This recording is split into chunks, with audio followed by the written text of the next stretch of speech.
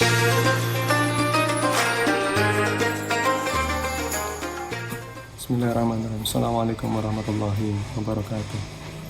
Rabbi shrah li sadri wa yassir li amri wahlul 'uqdatam min lisani yafqahu qawli.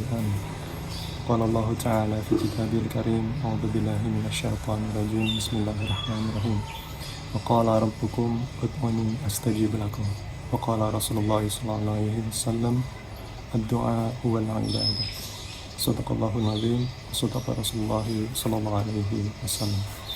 Sahabat Arayan dan pemirsa sekalian yang semoga Allah muliakan, apa kabar hari ini? Kalau ditanya siapa di dunia ini yang tidak mengalami permasalahan, rasanya tidak ada. Bukankah hidup sejatinya adalah pergantian episode dari satu masalah ke masalah yang lain? Setiap manusia pasti menghadapi problematika kehidupan, jangankan kita yang manusia biasa, bahkan Rasul dan Nabi pun ikut mengalaminya. Kita tahu misalnya kisah tentang Nabi Ayub yang selama 70 tahun menderita sakit, atau Nabi Nuh yang mengalami pembangkangan luar biasa dari kaumnya, atau juga Nabi Yunus dengan experience bawah lautnya, dan bahkan Nabi kita Rasulullah Muhammad SAW pun turut mengalaminya. Semuanya diuji dengan berbagai kesulitan dan permasalahan hidup. Lantas apa yang membedakan value atau derajat kita di hadapan Allah Subhanahu wa Ta'ala? Bukan pada besar atau kecilnya masalah yang kita hadapi, tetapi pada bagaimana kita bersikap terhadap masalah tersebut. Sahabat Arayan dan pemirsa yang semoga dirahmati Allah, doa adalah solusi utama sebelum usaha yang lain kita lakukan. Pertama, bukan yang terakhir. Doa adalah sebab utama agar seseorang bisa meraih impian dan harapannya, sehingga kita dilarang untuk merasa berputus asa dalam berdoa. Ibnu Qayyim rahimahullah berkata, doa adalah sebab terkuat bagi seseorang agar bisa selamat dari hal yang tidak ia sukai, dan sebab utama meraih hal yang dia inginkan. Akan tetapi pengaruh doa pada setiap orang berbeda-beda. Ada yang doanya berpengaruh begitu lemah karena sebab dirinya sendiri. Boleh jadi doa itu adalah doa yang tidak Allah sukai karena melampaui batas. Boleh jadi pula doa tersebut berpengaruh lemah karena hati hamba yang lemah dan tidak menghadirkan hatinya kala berdoa. Boleh jadi juga karena adanya penghalang terkabulnya doa dalam dirinya, seperti misalnya karena makan makanan yang haram, hati yang lalai, adanya nafsu syahwat yang bergejolak, atau kolbu yang penuh dengan kesia-siaan. Allah Subhanahu wa Ta'ala berfirman dalam Quran surah Al-Baqarah ayat 186, wa idza sa'alaka 'ibadi 'anni fa inni qarib ujibu da'watad da'i idza da'an falyastajib li wal yu'minu bi la'allahum yarshudun. Yang artinya, apabila hamba-hambaku bertanya kepadamu tentang aku, maka jawablah bahwasanya aku adalah dekat. Aku mengabulkan permohonan orang yang berdoa apabila ia memohon kepadaku.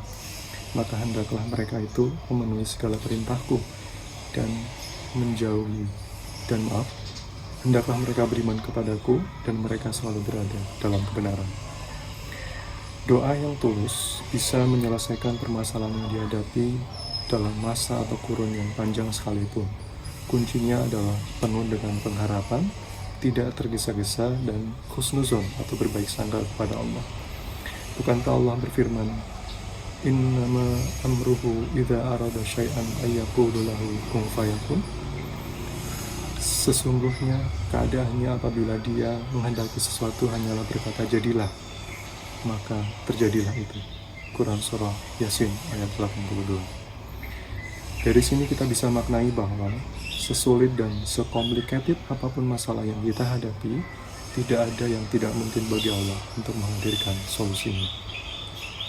Dari Abu Sa'id radhiyallahu anhu, Nabi sallallahu alaihi wasallam bersabda yang artinya, tidaklah seorang muslim memanjatkan doa kepada Allah selama tidak mengandung dosa dan memutuskan silaturahim kepada kerabat, melainkan Allah akan memberinya 3 hal. Yang pertama, Allah akan segera mengabulkan doanya. Yang kedua, Allah akan menyimpannya baginya di akhirat kelak. Atau yang ketiga, Allah akan menghindarkan darinya kejelekan yang semisal. Doa yang terbaik adalah doa yang jawami'ul kalim, artinya singkat namun syarat dengan makna. Seperti doa-doa yang dicontohkan dalam Al-Quran dan yang diajarkan oleh Nabi kita SAW. Dari Abu Hurairah, Nabi SAW bersabda yang artinya, berdoalah kepada Allah dalam keadaan yakin akan dikabulkan, dan ketahuilah bahwa Allah tidak mengabulkan doa dari hati yang lalai. Hadis riwayat Tirmizi nomor 3479. Tetapi apakah cukup hanya dengan berdoa dan kemudian masalah akan terselesaikan? Jawabannya adalah tidak. Dari berbagai dalil yang relevan, salah satu yang masyhur dan harus menjadi perhatian kita bersama, terutama dalam konteks ini adalah Quran Surat Ar-Ra'd ayat 11. Bismillahirrahmanirrahim. Innallaha la yughayyiru ma biqaumin hatta yughayyiru ma bi anfusihim. Sesungguhnya Allah tidak akan merubah keadaan suatu kaum sehingga mereka merubah keadaan yang ada pada diri mereka sendiri.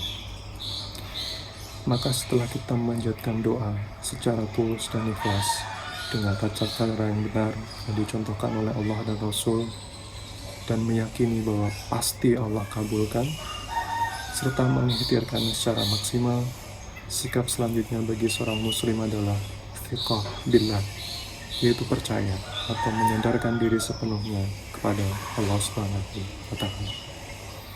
Sahabat Arayan dan pemirsa yang semoga Allah senantiasa jaga dalam kemuliaan Islam, iman dan ihsan. Dari uraian di atas bisa kita simpulkan bahwa solusi untuk menghadapi apapun masalah bagi kita umat Islam adalah do it, doa, ikhtiar, dan tawakal. Wallahu a'lam bishawab. Semoga yang sederhana ini bermanfaat, yang benar datang dari Allah, yang salah hilaf karena saya yang menyampaikan. Hadanallahu wa iyyakum ajma'in. Billahi taufiq wal hidayah. Assalamualaikum warahmatullahi wabarakatuh.